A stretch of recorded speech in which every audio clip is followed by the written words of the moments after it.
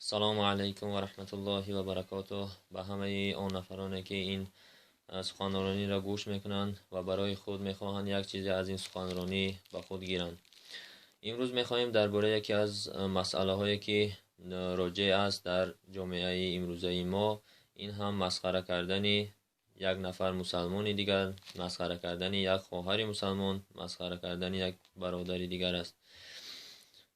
برادر و خواهر عزیز، وقتی که این صدای من به گوش شما میرسد، از شما خواهش میکنم این را تا به آخر گوش کنید و برای خود خلاصه ضروری برآورید. شما خوب در این دنیا برای زندگانی می آیید. وقتی که خداوند شما را در این دنیا هست کردگی هست، حتما برای شما نقشه ها، حتما برای شما پاداش ها قرار دادگی است. وقتی که در این دنیا زندگانی میکنی، در گرد و اطراف خود، در جامعه که زندگی میکنی، خیلی شخصان دیگر را هم میبینی و از آنها نیز با خود کارهایی را مشاهده میکنی. ولی ای خواهر، ای برادر، تو آنها را مسخره نباید کنی، برای آنکه مسخره کردن این یک کار بسیار هم نادرست و ظالمانه است. وقتی که انسان میخواهد یک نفر دیگر را مسخره کند، این معنای آن را دارد که اون نفر را از خود پستر شماریده است. پس این آدمی که مسخره میکند، این مسخره کننده در قلبش کبر و غرور دارد. ای برادر، ای خواهر عزیز، تو نباید در قلب خود کینه و حسرت داشته باشی، نباید در قلب خود کبر و غرور داشته باشی. این کبر و غروری تو سبب می شود که خداوند تو را هم در این دنیا هم در آخرت رسوا سازد. در قرآن عظیم شان خداوند هم درباره مسخره کردن، درباره بد گفتن یک نفر دیگر، درباره لقب بد گذاشتن یک نفر دیگر خیلی سخن‌ها گفته است. از جمله در سوره حجرات آیه 11 خداوند می‌فرماید، خداوند در این قرآن، در این کلام پاکش، در این آیت چنین می‌فرماید که ای مسلمان ها، این آنهایی که ایمان آوردید، باید که مسخره نکنید شما گروه از شما گروه قوم دیگر را. هیچگاه یک گروه از شما قوم دیگری را باید که مسخره نکند. احتمال هست، یعنی که شاید که گروه مسخره شونده بهترن از گروهی که مسخره میکند. در نفس الامر، در کارهایی که هست شاید که بهتر باشند. باید که تمسخر نکنند زنان مؤمن، زنان دیگری را که در جامعه گرد و اطرافشان موجود است. ممکن است که آن زنهای مسخره شده نیز بهتر باشند در نزد خداوند از زنهای مسخره کننده دیده. و عیب و مزاح نکنند، مزاح بازی نکنند، مسخره نکنند یکدیگر را.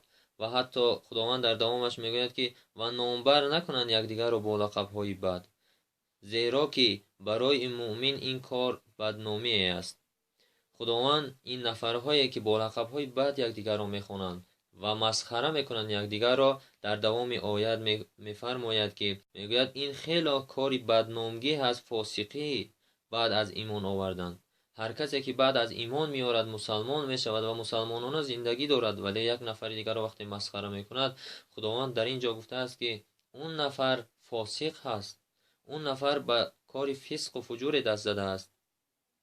خداوند در دوامش میفرماید که هر کی توبه نکرد از این کار باز پس نگشت و در خداوند رجوع نکرد، پس این بی توبه هایند ظالمان.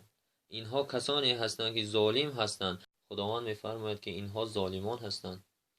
پس اگر خواهی تو ای نفری که مرا میشنوی، اگر خواهی که تو را خداوند در روز قیامت همچون ظالم صدا نزند و در روز قیامت همچون در بین محشرگاه ظالم شناخته نشوی و اعمالی کرده ای تو در این دنیا، نامه اعمالت اگر خواهی که به دست راستت داده شود، پس این کار، این عمل زشت و ناروا را ترک کن، از خود دور کن. بیایید در جامعه یک جامعه خوب بسازیم.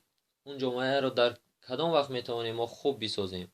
در وقتی که یکدیگر را مذاق نکنیم، در وقتی که یکدیگر را ما مسخره نکنیم، یکدیگر را با لقب‌های بد نخوانیم. چون که هنگامی که یقینا این را بدانید که هنگام یک نفری را ما میخواهیم با لقب‌های بد بخوانیم، وقتی اون را صدا زدیم با لقب بد، حتما او از ما ناراحت خواهد شد، از ما خیلی هم دل سر خواهد شد. چون که هیچ نفر نمیخواهد که یک نفر دیگر او را مسخره کند و نام بد برای او گذارد.